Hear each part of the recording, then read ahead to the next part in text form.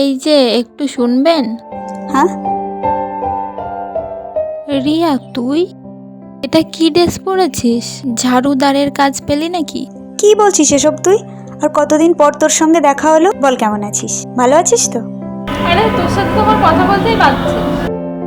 কেন প্রিয়া, আমি কি এমন করলাম রে যে আমার সঙ্গে কথা বলতে তোর বিবেকে বাজছে? তুই তোর ড্রেসটা একবার দেখ।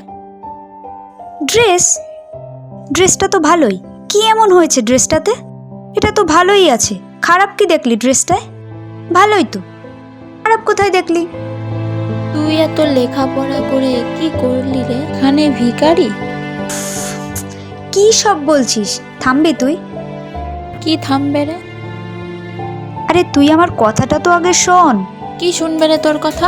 ম্যাম, হ্যাঁ ওই যে 1 কোটি টাকার ডিলটা হয়েছিল সেটা কি ফাইনাল করে নেব? হ্যাঁ হ্যাঁ, তুমি করে নাও। আর হ্যাঁ, পেপারসগুলো একটু চেক করে নিও। আমি ওই যে 1 কোটি টাকা আরে মাত্র তো 1 কোটি টাকার ব্যাপার, আমি জানি তুমি পারবে। পেপারসগুলো একবার চেক করে নিও। ঠিক আছে, আসছি ম্যাম। আচ্ছা এসো। এই যে শুনুন, কি হয়েছে? কে উনি? ইনি ইনি এই কোম্পানির ওনার। এই যে কোম্পানিটা দেখছেন এটা ওনার, ইনি হলেন এই কোম্পানির ওনার।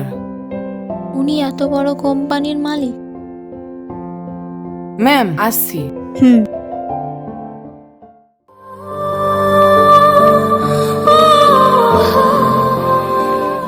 রিয়া, তুই তো আগে বলিসনি তুই এত বড় কোম্পানির মালিক। রিয়া, ভুল হয়ে গেছে রে, সরি রিয়া। এই মুহূর্তে আপনার সঙ্গে কোনো কথা বলার ইচ্ছা আমার নেই। নমস্কার, আপনি আসতে পারেন, আমার কাজ আছে।